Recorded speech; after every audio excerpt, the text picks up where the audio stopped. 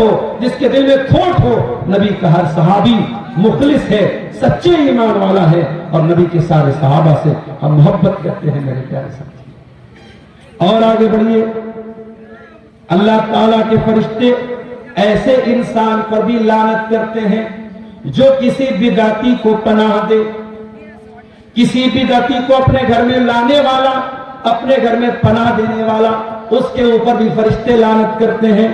اللہ کے پیارے نبی فرماتے ہیں من احدث حدثا، جس نے کوئی نئی بدعت نکالی، فعلیہ لعنت اللہ والملائکۃ والناس اجمعین، اس کے اوپر اللہ کی لعنت، فرشتوں کی لعنت اور تمام لوگوں کی لعنت۔ بدعت کرنا، دین میں نیا کام نکالنا۔ آج ہمارے یہاں بہت ساری چیزیں دین کے نام پہ نکال دی گئی۔ آپ کے اس سیمانچل کے علاقے میں شاید بہت ساری چیزیں آپ کو نظر نہ آتی، لیکن آپ ذرا سا ہٹ کر کے نکلیے، بارسوئی چلے جائیے، آپ کلیا چک چلے جائیے، آپ کلکتہ چلے جائیں، آپ کشن گنج چلے جائیں، آپ کو تھوک کے بھاؤ بدعت ملے۔ ربیع الاول کی الگ بدعت ہے، محرم کی الگ بدعت ہے، خواجہ معین الدین چشتی اجمیری کے نام پہ الگ بدعت ہے۔ دین کا تباہ بنا کے رکھ دیا گیا میرے ساتھ، دین کی شکل بدل دی گئی۔ وہ دین جو توحید والا دین تھا، اس دین کو قبروں کا دین بنا دیا گیا۔ وہ دین جس میں اللہ کے سوا کسی اور کے آگے سجدہ کرنے کی اجازت نہیں تھی، اسی دین کو ماننے والے پیروں کے آگے سجدہ کر رہے ہیں، بزرگوں کے آگے سجدہ کر رہے ہیں، قبروں کے آگے سجدہ کر رہے ہیں۔ ایک مرتبہ میرا پروگرام کرناٹک میں تھا۔ کرناٹک میں ایک جگہ پڑتی ہے گلبرگہ، آنے والے رمضان میں میں وہیں پہ جانے والا ہوں درس کے لیے۔ گلبرگہ میں ایک مزار ہے، قبر ہے، اس کو کہتے ہیں خواجہ بندہ نواز کی قبر۔ جیسے اجمیر میں خواجہ معین الدین چشتی اجمیری کی قبر ہے، ان کو غریب نواز بولتے ہیں، اور گلبرگہ میں جو قبر ہے ان کو بندہ نواز بولتے ہیں۔ بندہ نواز مطلب بندوں کو نوازنے والا، بندوں کو دینے والا۔ تو وہاں کے ساتھیوں نے مجھ سے کہا کہ مولانا آپ آئے ہیں ہمارے شہر میں، یہ مزار ہے، درگاہ ہے، چلیے آپ کو سیر کرا دیتے ہیں۔ میں گیا ان کے ساتھ۔ اب جب درگاہ کے اندر گیا تو ایک چھوٹی سی قبر میں نے دیکھی۔ میں نے کہا بھائی بڑی بڑی قبر تو سمجھ میں آ رہی ہے، یہ خواجہ صاحب کی قبر ہے، یہ ان کے بیٹے کی قبر ہے، یہ ان کی بہو کی قبر ہے، یہ چھوٹی سی قبر کس کی؟ کہا کہ خواجہ صاحب کی بیٹی نے بلی پالی، وہ بلی بھی بڑی پہنچی ہوئی بلی تھی، بڑی اللہ والی بلی تھی، اسی بلی کی قبر ہے۔ غور کیجئے، بلی کی قبر پر بھی چادر چڑھی تھی، بلی کی قبر پر بھی مالا چڑھا ہوا تھا۔ تھوڑا اور آگے بڑھا، ایک اور چھوٹی سی قبر مجھے دکھی۔ میں نے کہا یہ کس کی قبر ہے؟ کہا کہ خواجہ صاحب کی بیٹی نے ایک طوطا پالا تھا، یہ طوطے کی قبر ہے۔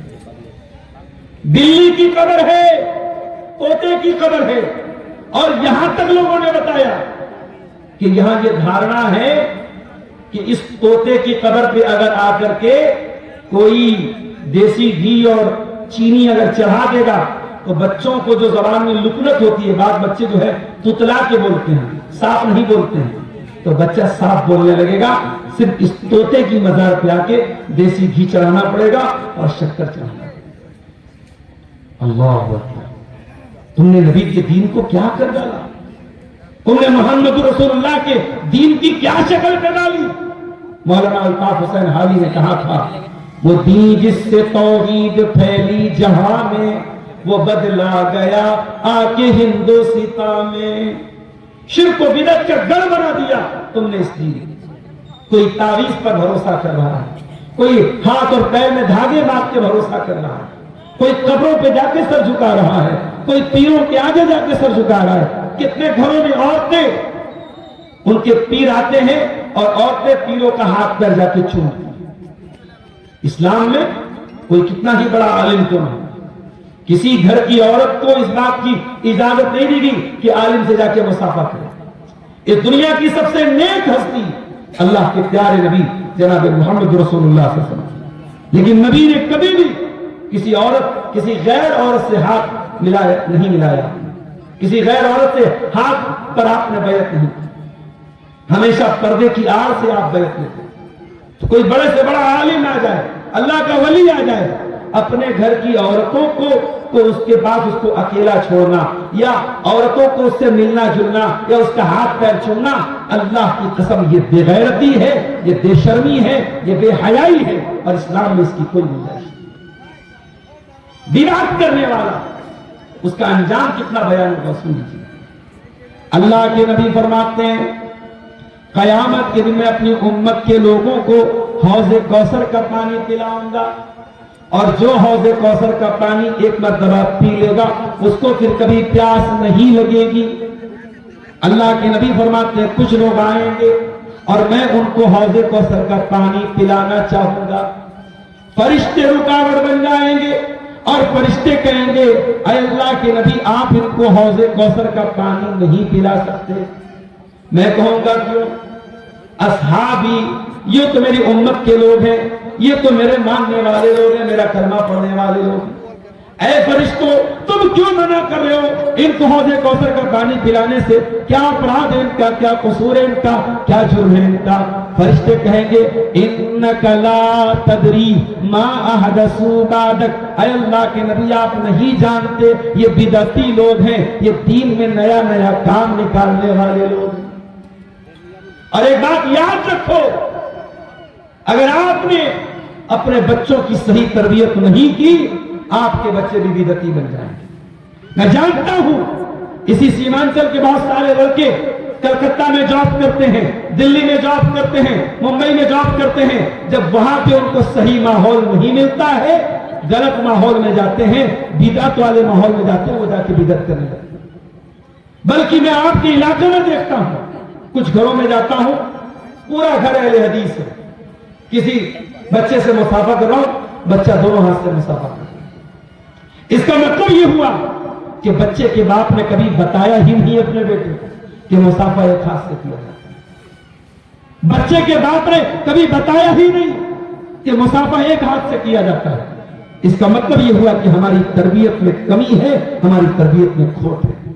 تو یہ بات یاد رکھو میرے پیارے ساتھیو، بدعت کرنے والا، چاہے بدعت کوئی بھی طریقے کی بدعت ہو، نبی نے کسی بدعت کا بٹوارا نہیں کیا، نبی نے عام بات کہی کل بدعت ضلالہ، ہر بدعت گمراہی ہے اور ہر گمراہی کا ٹھکانہ جہنم ہے۔ لہذا بدعت کرنے والا اور بدعت کو سپورٹ کرنے والا، بدعتی کو پناہ دینے والا، ان سب پر اللہ کے فرشتے لعنت کرتے ہیں۔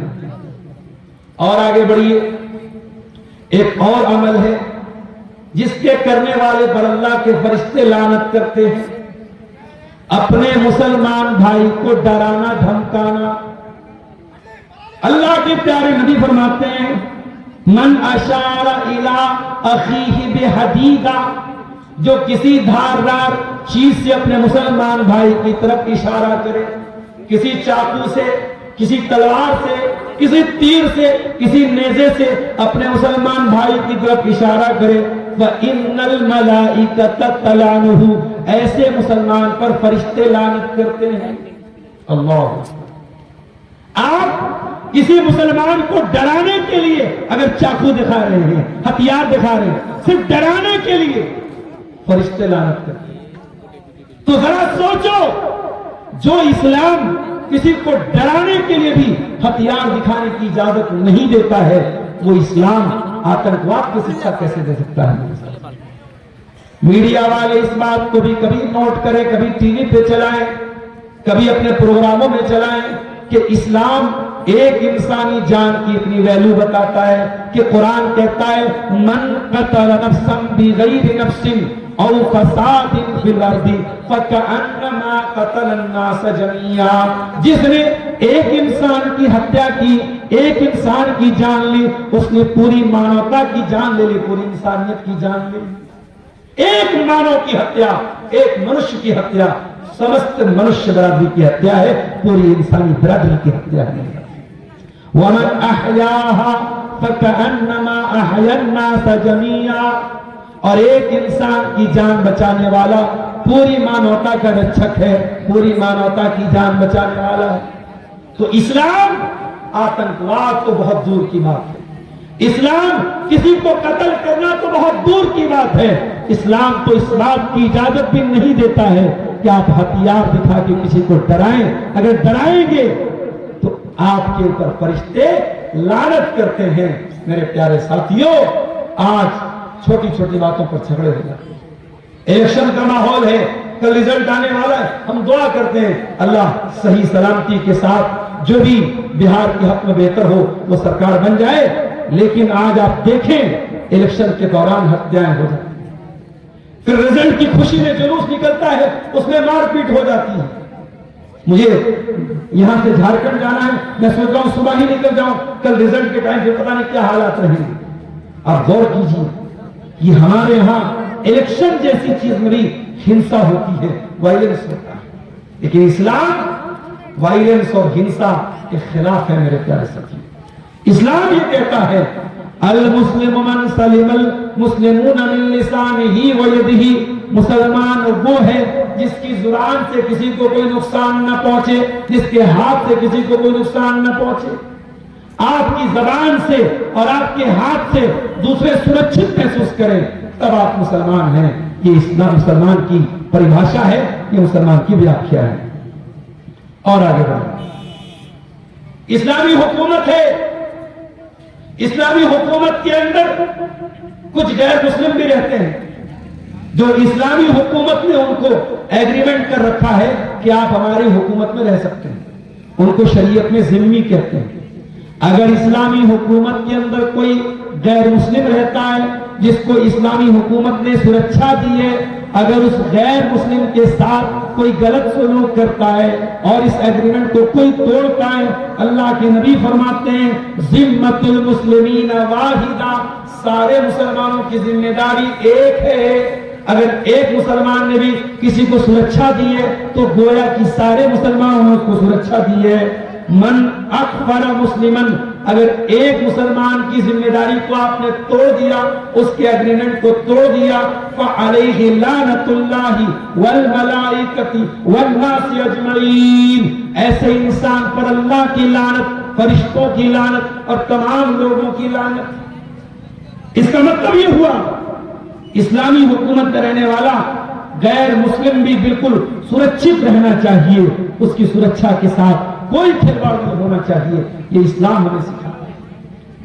اگر کوئی اسلامی حکومت ہے، کہیں پر اسلامک شاسن ہے، اور اسلامک شاسن میں اگر کوئی غیر مسلم رہتا ہے تو اس کو اسلامی شاسن سرکشا دیتا ہے، اس سرکشا کی ذمہ داری ہم سب کی ہے کہ اس کی ہم سرکشا کریں، اس کی سرکشا کے ساتھ ہم کوئی کھلواڑ نہ ہونے دیں۔ ایک اور چیز سن لیجیے جس پر فرشتے لعنت کرتے ہیں۔ اللہ کے پیارے نبی فرماتے ہیں ہماری شادی شدہ جو بہنیں ہیں جن کی شادی ہو چکی ہے وہ غور سے سنیں، اللہ کے نبی فرماتے ہیں اذا دعا الرجل امرأته الى فراشه، جب آدمی اپنی بیوی کو بستر پر بلائے، فلم تاته، اور بیوی نہ جائے، فبات غضبان علیہا، اور شوہر اس حال میں رات گزار دے کہ شوہر بیوی سے ناراض ہے، لعنتها الملائکۃ حتی تصبح، تو صبح تک فرشتے اس عورت کے اوپر لعنت کرتے رہتے ہیں۔ شادی کیوں ہوتی ہے؟ شادی کا مقصد کیا ہے؟ میاں بیوی کو ایک دوسرے کے ذریعے سکون ملے۔ اگر کوئی مجبوری ہے تو الگ بات ہے، کوئی بیماری ہے تو الگ بات ہے۔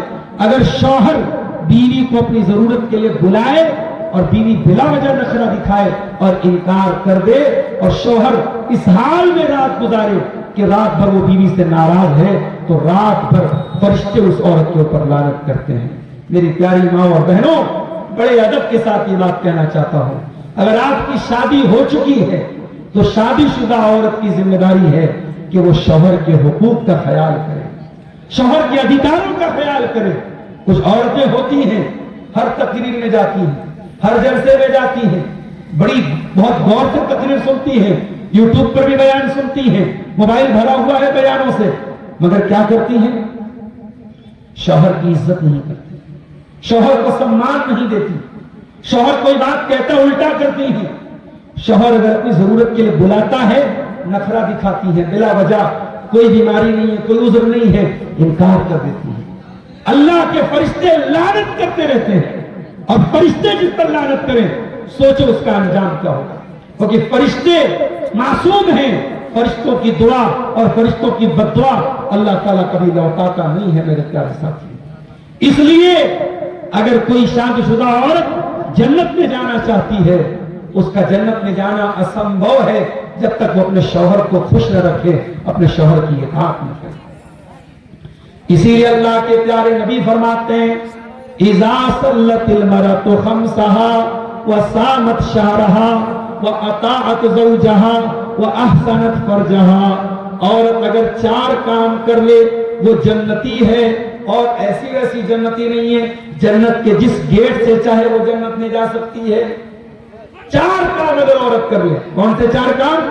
5 ٹائم کی نماز پڑھے، رمضان کا روزہ رکھے، شوہر کی اطاعت کرے اور آبرو کی حفاظت کرے، یہ 4 کام اگر عورت کر لے تو وہ جنت کے سارے گیٹ اس کے لیے اوپن ہو جائیں گے، جس گیٹ سے چاہے وہ جنت میں جا سکتی ہے۔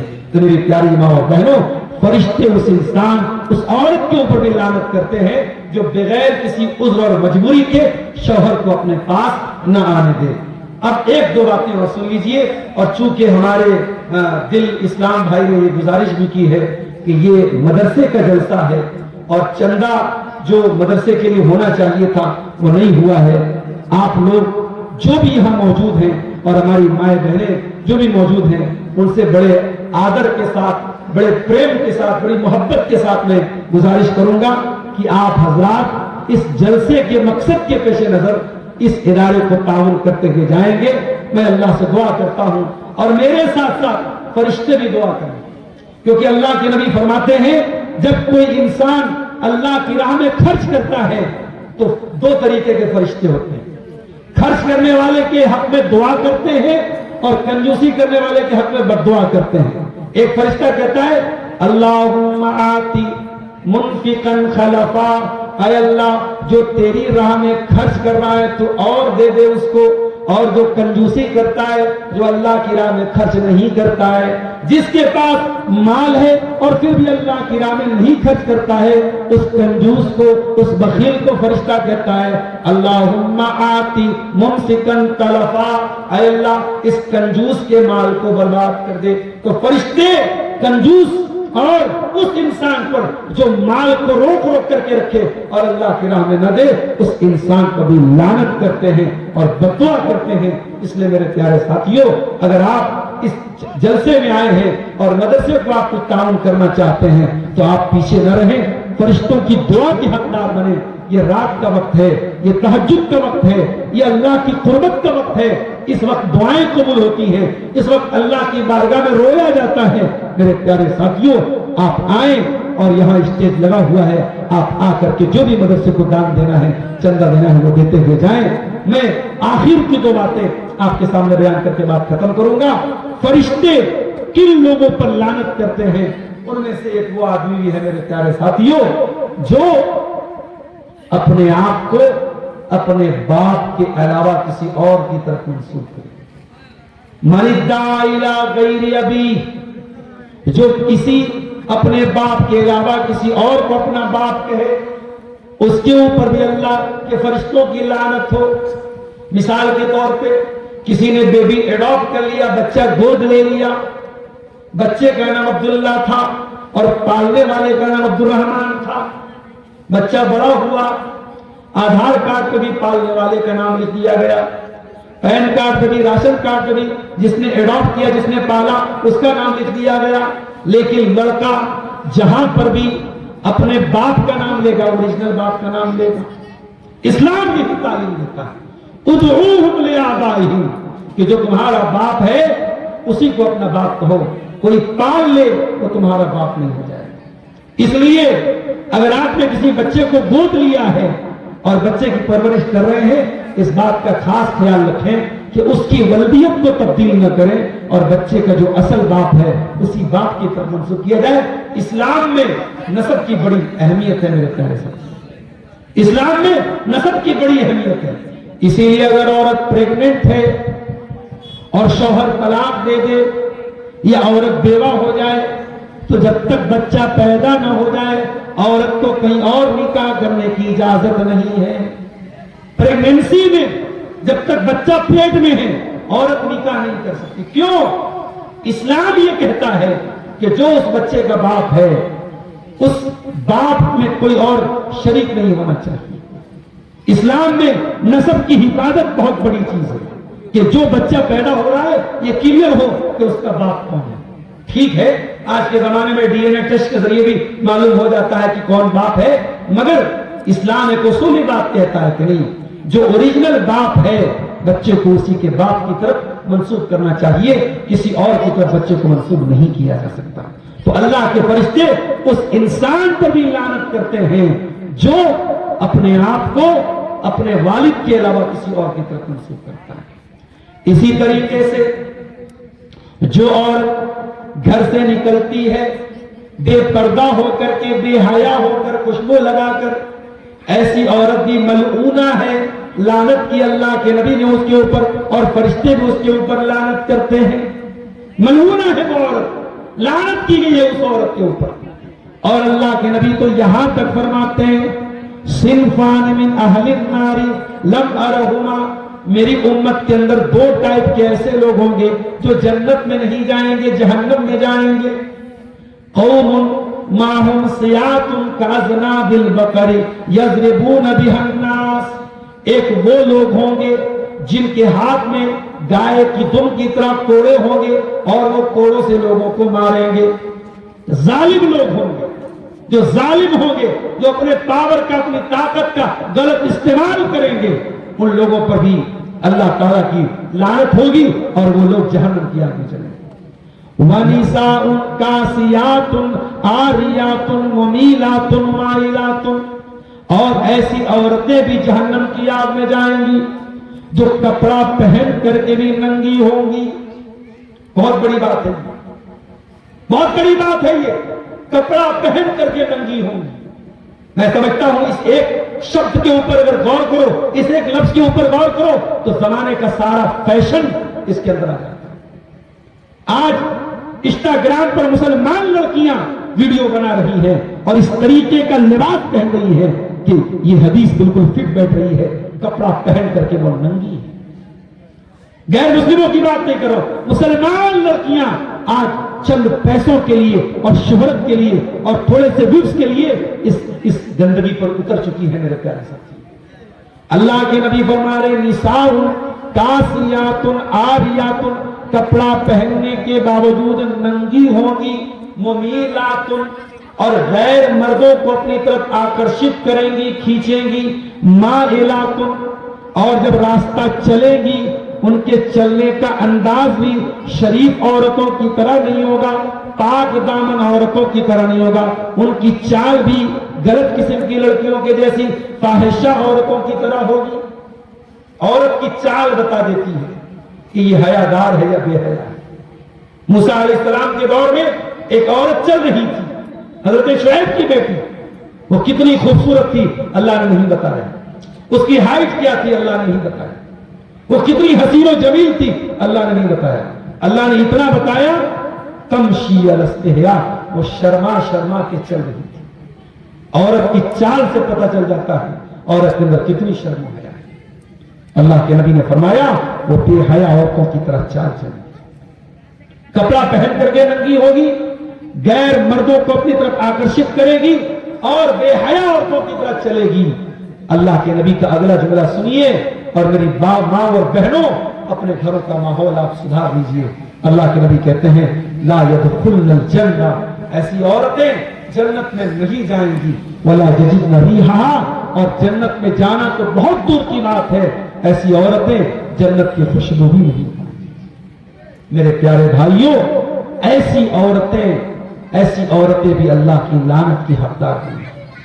مگر میں بڑی معذرت کے ساتھ ایک بات اور کہنا چاہتا ہوں، اگر کسی گھر کی لڑکی ایسا کپڑا پہن رہی ہے تو سوال تو پھر بھی یہی پیدا ہوتا ہے کہ اس کا باپ کہاں مر گیا، اس کا بھائی کہاں مر گیا، اس کا شوہر کہاں مر گیا۔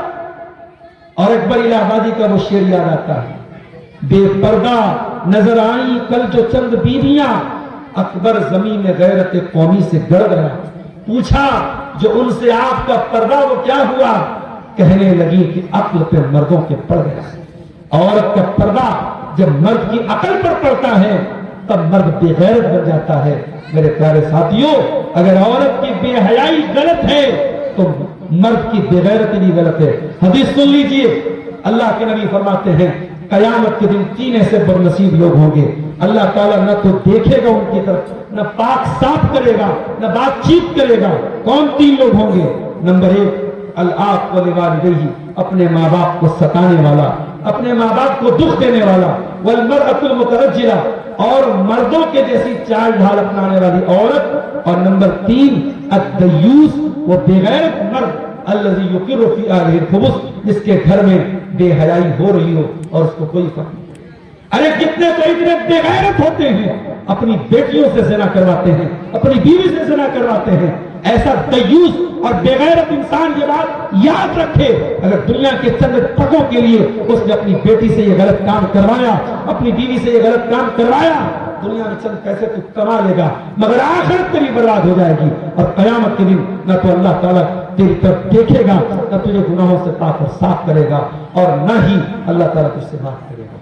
तो ये चंद चीजें थी मेरे प्यारे साथियों, जो ऐसे आमाल हैं और ऐसी चीजें हैं जिनके करने वाले पर अल्लाह के फरिश्ते लानत करते हैं। चूंकि रात काफी ठंडी है और काफी लोग प्रोग्राम से धीरे धीरे जा रहे हैं और जा चुके हैं, मैं चाहता हूं इन्हीं पर बातों पर अपनी बात को खत्म करते हुए मैं आखिर में ये दुआ भी करता हूं कि जो आमाल बयान किए गए फरिश्तों की लानत के हकदार बनाने वाले, अल्लाह इन तमाम आमाल से हम सबको बचने की, हमारी माँ बहनों को बचने की तौफीक अता फरमाए।